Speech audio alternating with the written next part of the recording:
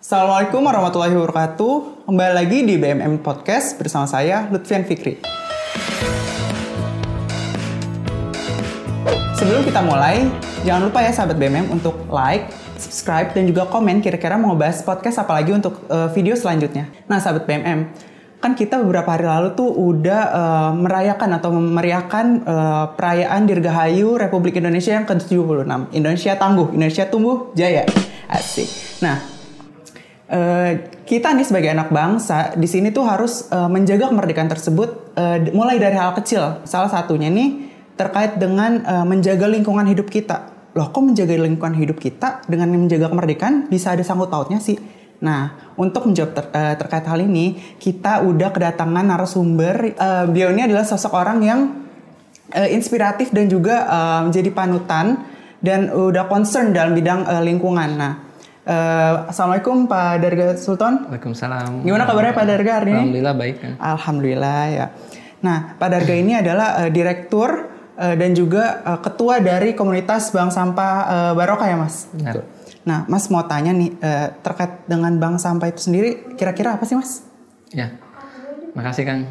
Untuk bank sampah sendiri yaitu suatu wadah masyarakat dalam memilah, memilih, mengumpulkan sampah itu yang memiliki nilai ekonomi itu untuk menjadi bahan baku industri ataupun diguna ulang oleh mereka yang memiliki sampah tersebut. Nah, kira-kira dari kegiatan komunitas bank sampah ini ada manfaat yang dihasilkan nggak sih untuk masyarakat sih? Manfaatnya banyak ya. Itu yang pertama pastinya masyarakat teredukasi bagaimana mereka cara memilah sampah, menjaga lingkungan gitu. Dari segi edukasinya gitu kan. Dari segi ekologinya itu lingkungan yang bersih pastinya gitu kan. Terus juga ekosistem juga terjaga. Dari segi nilai ekonominya bagaimana dari hasil mereka memilah sampahnya ya itu ada nilai sampah yang terkumpul gitu untuk jadi bahan baku industri yang ada di negara kita ini. Terkait dengan masyarakat kita saat ini tuh gimana sih behavior atau perilaku masyarakat kita saat ini terkait dengan pengolahan sampah itu? Menurut Mas Darga kayak gimana? Sebagian masyarakat kita masih belum memiliki masih sedikit memiliki kesadaran untuk memilah sampahnya gitu karena sedikit sekali edukasi yang tersampaikan kepada mereka gitu. Nah itu yang saat ini masih menjadi PR bersama ya gitu, baik kami komunitas, pemerintah atau pihak swasta gitu untuk terus mendampingi masyarakat, mengedukasi masyarakat, terutama pilah sampah dari sumber gitu. Dari sumbernya apa? Terutama misalkan dari rumah tangga di mana di dapur misalkan seperti itu. Nah itu harus sudah terpilah nih. Ya gunanya apa? Gunanya untuk menekan tumpukan sampah yang nanti terbuang ke tempat penampungan akhir sampah ataupun nanti buang ke alam gitu. Istilahnya mengurangilah dampak pencemaran lingkungan gitu. Jadi sampah tuh terolah langsung dari sumbernya seperti itu. Ngomong-ngomong tentang sampah nih Mas Darga. Jadi beberapa waktu lalu tuh aku ngeliat di media online. Jadi di salah satu media online itu dijelaskan bahwa sampah di Indonesia itu tiap tahunnya itu bertambah. Jadi Indonesia itu berkontribusi terhadap sampah. Nah, di tahun 2020 itu Indonesia aku baca itu berkontribusi pada sampah kira-kira kurang lebih itu 67,8 ton. Nah, terkait hal itu, nah kira-kira itu ada kelonjakan itu tuh penyebab utamanya apa sih? Ya, kelonjakannya itu pasti yang utama tuh masih kurangnya masyarakat memilah sampah. Jadi sampah itu masih tercampur organik dengan anorganik sehingga yang terbawa nanti ke TPA itu semua semua sampah dan di TPA pun hanya sebagai tempat menyimpan sampah saja seperti itu. Mungkin ada bahaya lainnya nggak sih dari kita kurangnya memilah sampah dengan baik dan benar tuh? Ya bahayanya di wilayah yang pastinya akan mencemari lingkungan gitu. Terus juga banyaknya penyakit yang disebabkan oleh tumpukan sampah gitu yang tidak terpilah gitu. Mas Dara kan tadi ini kan bikin komunitas namanya Bank Sampah Barokah ya. Nah itu pasti ada produk-produk yang dihasilkan tentunya kan ya. Produk-produknya tuh sampah-sampah yang dikumpulkan tuh apa aja sih kalau boleh tahu Mas? Terutama kalau untuk sampah organik, kita cara olahnya itu dari sumber ya. Beda dengan TPS 3R gitu. Kalau bank sampah tuh kita edukasi ke masyarakat bagaimana cara ngelola sampah dari sumber. Contohnya misalkan organik kita edukasi ke masyarakat bagaimana cara ngolahnya itu dengan lubang resapan biopori. Jadi sampah-sampah itu bisa masukkan ke lubang resapan biopori. Terus juga ada komposter untuk pengolahan sampahnya gitu juga. Terus juga ada sekarang lagi ngetren namanya maggot gitu. Maggot gitu, pakan maggot gitu. Pakan maggot. Jadi dalam 1 hari itu insya Allah untuk sampah organik nih itu kelar gitu. Nah kalau untuk sampah anorganiknya kayak plastik, terus juga logam, kaleng segala macamnya ini untuk bahan baku industri gitu. Dan ini bisa kaca juga bisa gitu, botol-botol beling juga masih bisa. Itu yang dikumpulkan di bank sampah nanti untuk jadi bahan baku industri yang ada di negeri kita. Terus juga untuk yang kreasi daur ulangnya, jadi sampah-sampah yang memang belum bisa diterima oleh industri dan itu masih bisa kita guna ulang menjadi satu hasil kreasi gitu. Nah itu kita juga ada seperti misalkan contohnya dari bungkus kopi ya, terus juga dari bungkus-bungkus yang lain tuh kita buat kerajinan seperti tas, terus juga tikar gitu.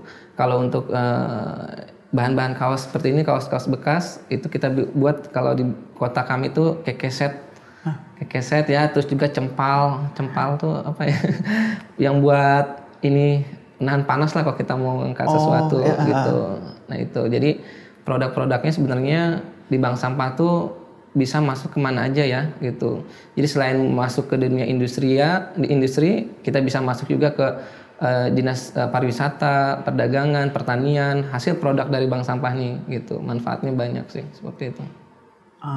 Jadi banyak banget tadi hasil kreasinya ya dari sampah-sampah ini. Nah kalau dari sampahnya sendiri yang paling banyak yang biasanya masuk ke bank sampah Barokah tuh apa Mas kalau boleh tahu? Jenis sampah-sampahnya? Sampahnya plastik, kertas, terus jelantah, organik juga banyak karena kan hampir 60% sampah rumah tangga. Kami kegiatan kami itu kebanyakan sampahnya dari rumah tangga, bukan dari industri gitu. Karena memang nasabah kami itu masyarakat gitu, bukan industrial gitu. Kalau industrial mungkin ada teman-teman yang lain. Kenapa kita larinya ke masyarakat? Karena langsung dari sumber nih masyarakat kita nih, langsung dari akarnya lah, dari bawahnya gitu. Ya itu yang kita akan terus dampingi mereka gitu. Untuk organiknya banyak, untuk sampah lainnya kayak plastik segala macam juga lumayan sih gitu. Kami mendampingi di 2 tempat saja gitu, belum lingkup kota gitu. Kan tadi dijelaskan sama Mas Darga tuh ada biopori ya? Biopori, budidaya maggot sama komposter. Nah mungkin bisa dijelaskan nih sahabat BM juga masih bingung sebenarnya itu apa sih 3 poin itu? Ya, yang pertama komposter, biopori, lubang resapan biopori. Sebenarnya tujuan dari pembuatannya itu untuk resapan air gitu. Jadi air-air yang selama ini terbuang percuma, nah itu masuk ke lubang resapan biopori gitu. Selain itu juga resapan biopori juga itu kegunaannya juga bisa untuk mengolah sampah rumah tangga.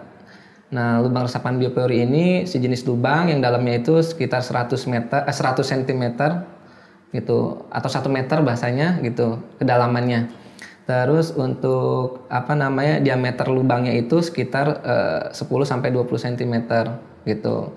Jadi sampah skala rumah tangga nih gitu, sampah dapurnya bisa dimasukkan ke situ. Nanti hasilnya bisa jadi pupuk alami, atau kita bahasanya kalau mau sedekah, bisa bahasanya kita sedekah lah ke alam gitu ya. Nah itu fungsinya gitu kan, lubang resapan biopori. Terus juga budidaya maggot. Nah ini yang lagi ngetren nih, budidaya maggot nih. Sekarang hampir setiap daerah tuh ada gitu ya. Budidaya maggot itu berasal dari indukannya BSF tuh Black Soldier Fly atau tentara hitam terbang gitu lah gitu. Nanti teman-teman bisa cek di ini ya gitu. Nah itu nanti larvanya atau telurnya nanti setelah jadi telur terus jadi larva. Nah larvanya ini yang akan mengurai makanan organik itu. Dan ini beda dengan lalat hitam ini beda dengan lalat-lalat yang lainnya gitu. Dan ini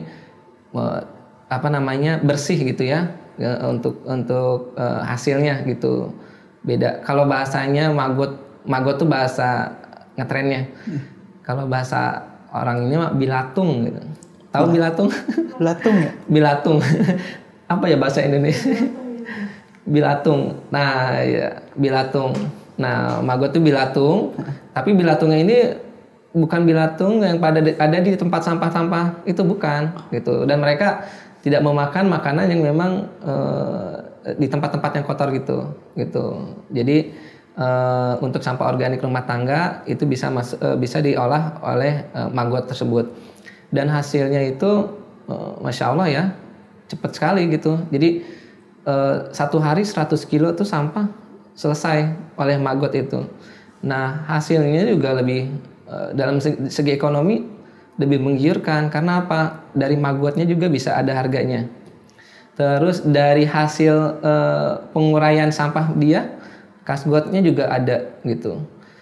Terus kita kalau misalkan bibitnya aja itu dihitung per gram, kayak emas aja.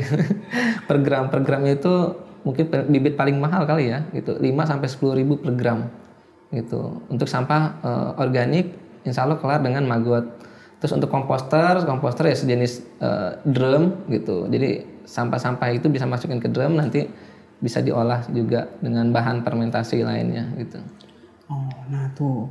Nah, aku tuh penasaran banget. Tadi kan Mas Darga bilang katanya kebanyakan tuh salah satunya sampah itu kan berasal dari warga sekitar, dari domestik rumah tangga ya, betul ya Mas?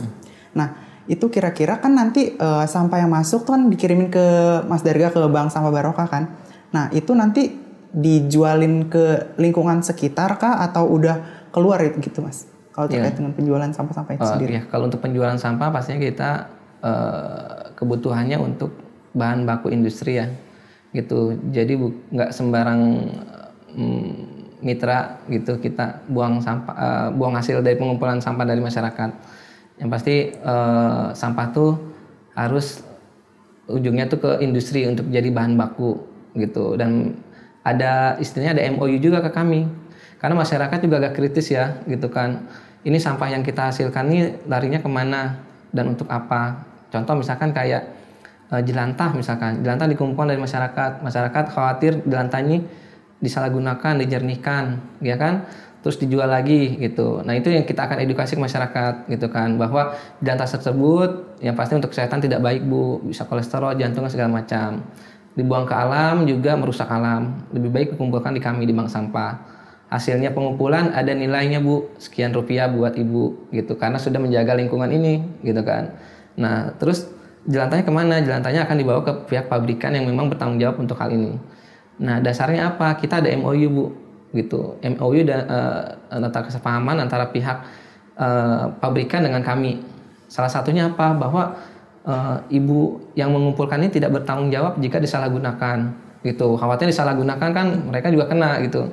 Terus yang kedua pihak perusahaan menyatakan bahwa jelantah tersebut bukan untuk dikonsumsi lagi, ya kan? Betul. Dikonsumsi manusia dalam arti dijernihkan segala macamnya, gitu. Tapi untuk jadi bahan baku biosolar atau biodiesel seperti itu.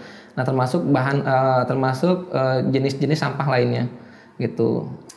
Mas Darga nih aku mau nanya nih kan ini kan tadi sampah-sampah itu kan dari masyarakat ya, pokoknya dari masyarakat kan terus dikumpulin ke bank sampah kan. Nah itu atau cuman ada dikumpulin dari warga sekitar doang kah atau bank sampah itu nerima dari luar juga? Untuk bank sampah sendiri kan ini komunitas ya gitu, komunitas yang memang di bawah naungan dinas Kementerian Lingkungan Hidup gitu. Jadi dari Sabang sampai Merauke insya Allah nih bank sampah tuh ada gitu. Dari Aceh sampai Papua insya Allah ada bank sampah gitu untuk komunitasnya gitu.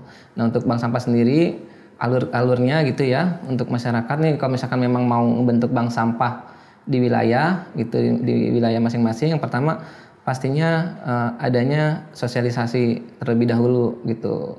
Ini yang pertama kita lakukan dari segi pendampingan nih masyarakat nih teman-teman di wilayah yang ingin membentuk bank sampah. Pastinya nanti yang pertama sosialisasi bagaimana cara memilah sampah gitu.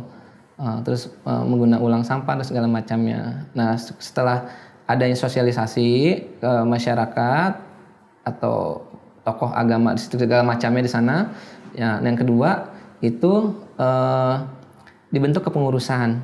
Nah, kepengurusan nih siapa nih ketuanya, sekretarisnya, bendaharanya gitu. Nah, nanti setelah ada kepengurusan lalu di SK-kan. SK itu surat keputusan. Nah, surat keputusan untuk tingkat wilayah kelurahan atau desa atau RT atau RW itu umumnya dari kelurahan gitu dikeluarkannya gitu. Untuk skala unit gitu. Ada bank sampah unit, ada bank sampah induk. Kalau induk itu di tingkat kota lingkupnya sekota. Kalau unit itu biasanya di kelurahan dan segala macamnya. Nah, setelah nanti adanya SK baru nanti tinggal dijadwalkan ke masyarakat. Ya, masyarakat kan sudah ada kepengurusan, sudah ada legalitasnya, ya kan? Nah, ini diinformasikan ke masyarakat bahwa akan ada penimbangan di hari apa, jam berapa, gitu. Dari jam berapa sampai jam berapa, gitu. Nah, nanti masyarakat berbondong-bondong tuh datang ke satu tempat, gitu. Kayak kita mau posyandu, diinformasikan ya ibu-ibu bahwa hari ini ada posyandu. Nah, begitu juga bank sampah. Bawa sampah mereka nih, hasil pilahnya. Ya kan, mana yang diterima oleh bank sampah. Nah, nanti ditimbang sama pengurus bank sampah. Sampahnya apa saja, plastik sekian kilo, kertas sekian kilo, ya kan, sudah ditimbang, dimasukkan ke buku tabungan gitu. Nah, nanti kita banyak pilihan buat mereka, apakah mau ditabung atau dibayar tunai. Itu bisa gitu. Atau misalkan mau cicilan, ya kan? Cicilan yang lain, ya kan, cicilan apalah gitu, itu bisa nanti di bank sampah. Itu salah satu inovasi-inovasi yang ada di bank sampah. Nah, setelah masuk buku tabungan tercatat, ya kan, nah sampah terkumpul nih ke pengurus, ya kan, pengurus bank sampah. Nah, pengurus bank sampah ini nanti ada pihak pabrikan atau supplier yang jemput sampah tersebut gitu. Nah, nanti ditimbang, ya kan, ditimbang terus dibayar, diangkut pada hari itu, dan pada hari itu juga transaksi selesai. Transaksi selesai gimana? Dari masyarakat ke pengurus wilayah selesai. Nah, dari pengurus ke supplier pabrikan atau pihak daur ulang juga selesai. Seperti itu alur kerjanya gitu. Tadi kan sempat ngebahas tentang kita tuh bakal ada tabungan ya, Mas. Nah, itu kira-kira tabungan yang apa aja sih yang di benefit atau apa yang kita dapat tuh apa aja sih tabungannya kalau boleh tahu, Mas? Ya, ada tabungan berupa nilai rupiah ya buat mereka gitu. Terus juga kita tawarkan semenarik mungkin. Jadi bank sampah ini kalau bisa jangan monoton ya. Maksudnya landai biasa gitu ya.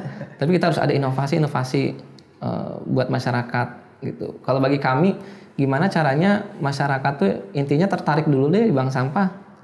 Mereka mau minimal mereka mau nanya gitu. Pengen tahu gitu. Dengan nanya dan pengen tahu kan berarti kita bisa edukasi mereka. Nah, setelah itu mereka maunya apa? Mas, saya mau dong di bank sampah, tapi saya nabung, terus nanti kalau sudah nabung atau mau dibayar tunai, atau bisa nggak sih bank sampah buat cicilan nih? Saya cicilan barang dapur, misalkan kita skala kecil ya Mas ya, gitu. Kalau skala besar kita masih belum gitu, karena dampingan kami ya itu masyarakat menengah ke bawah. Kalau menengah ke atas mereka dari segi nilai ekonomi nggak melihat itu gitu, melihatnya ke lingkungan. Kalau menengah ke atas gitu, lingkungan bersih clear, nilai ekonomi nggak mereka lihat. Tapi kalau menengah ke bawah gitu, itu yang pasti dilihat pertama kali ada nilai ekonominya nggak gitu. Klaster ini ada nilai ekonominya nggak. Nah, baru lingkungan, kesehatan itu mereka kedua dan ketiga. Itu yang pernah kami alamin. Nah, makanya kami coba tawarkan ke mereka, sok maunya apa? Oh Kang, saya mau cicilan nih, cicilan penggorengan gitu. Nah, kita tawarkan ke mereka Ya sudah Bu, cicilan penggorengan tanpa bunga, tanpa riba, ini langsung dari tokonya harganya segini. Sok mau dicicil berapa lama gitu kan? Oh sekitar 5 bulan Bu kita tawarkan, ya kan 5 bulan. Oh 5 bulan sekian Bu, itu. Nah sebenarnya dengan seperti itu mereka tuh mengumpulkan sampah punya tujuan. Saya ngumpulin sampah tujuannya apa sih? Buat bayar. Terus juga selama 5 bulan tersebut itu sebenarnya mengikat mereka untuk tidak buang sampah sembarangan, untuk mau memilah sampah selama 5 bulan, gitu. Tujuannya seperti itu. Sekilas itu ya. Ada lagi mungkin yang lainnya kayak pendidikan, gitu. Pendidikan kita juga ada program pendidikan untuk yang putus sekolah, terus juga yang ingin melanjutkan program ke perguruan tinggi tapi baru D3. Wah keren banget, menarik banget ya. Mas Darga tadi itu kan sempat nyinggung tentang edukasi ke masyarakat ya. Nah aku tuh keingetan nih, beberapa hari lalu kan Bank Sampah Barokah itu kan sempat bersinergi atau berkolaborasi dengan BMM. Nah itu kira-kira apa aja sih yang dilakuin dari kolaborasi yang dilakukan itu Mas, kalau boleh tahu? Ya kemarin kita bekerjasama juga ya dengan BMM. Banyak ya yang saya rasakan banyak manfaatnya, baik bagi Bank Sampah Barokah maupun masyarakat, terutama masyarakat nih gitu. Karena yang kita kerjasamakan ini yaitu pembentukan bank sampah baru banget, bukan bank sampah sudah jalan, tapi bank sampah baru dibentuk di masyarakat situ, yang berawal memang permasalahan sampah di situ sangat riskan banget gitu. Nah jadi kita di sana tuh mengajak masyarakat untuk bagaimana diedukasi nih untuk mengelola sampahnya dari sumbernya, yaitu salah satunya dengan adanya bank sampah gitu. Nah kita tekankan kepada masyarakat, intinya perubahan wilayah mereka ya, mereka yang harus bergerak gitu sampai terbentuknya insya Allah gitu. Nah tadi kan nyebutin tentang edukasi juga ya, mungkin ada tips-tips dari Mas Darga buat sahabat BMM? Ya, yang pasti sampahku tanggung jawabku. Ya pasti sampahku tanggung jawabku, atau kalau bahasa segi agamanya sampahku amal jariahku, amal kebaikanku atau dosa jariahku nih gitu. Karena kenapa begitu? Karena kalau misalkan kita salah, nggak bijak dalam mengelola sampah, maaf ya, kayak plastik gitu. Plastik kan kalau dibuang ke alam itu mungkin bisa ratusan tahun. Kita aja nih kalau kita udah nggak ada, plastik tuh masih ada gitu, plastiknya masih ada, karena kalau kembali ke alam tuh agak sulit terurai, kecuali kembalinya ke pabrikan dalam waktu 30 menit juga sudah mulai jadi produk gitu. Nah ini yang akan kita tekankan masyarakat gitu. Nah untuk tipsnya untuk masyarakat, yang pasti untuk sampahnya 3 ya, CPO namanya kita. CPO itu cegah itu maksudnya seperti apa? Yuk kalau misalkan kita belanja ke pasar atau ke supermarket, bawa kantong belanja gitu, bawa kantong belanja sendiri gitu, jangan kita beli plastik segala macamnya gitu. Cegah salah satunya. Terus juga cegah misalkan kita mau keluar misalkan, nah itu bawa tempat minum sendiri gitu ya. Apalagi sekarang kan lagi pandemi gini ya, untuk menjaga kesehatan lebih penting gitu. Bawa peralatan sendirilah seperti itu. Mencegah lebih baik daripada mengobati. Terus yang kedua, cegah CP-nya ini pilah nih gitu. Nah tadi udah dicegah, dipilah nih, ya kan? Nah pilah ini seperti apa? Nah ini pilah sampah dari sumber. Sumbernya dari mana? Misalkan kita rumah tangga nih, ya kan? Yuk dipilah yuk sampahnya. Pilahnya mana sampah organik, mana yang harusnya kembali ke alam, yang mana yang berasal dari alam harus kembali ke alam. Itu organik, ya. Terus juga anorganik nih, yang mana yang berasal dari pabrikan harusnya kembali ke pabrik. Nah itu kita harus ada edukasi cegah pilah gitu kan. Pilah nih harus berani memilah. Nah yang ketiga nih, olah, ya kan. Sampahnya harus diolah. Olah mana yang harus diolah itu ke pabrik yang untuk mengolah jadi bahan baku, dan mana memang harus diolah oleh kita sendiri.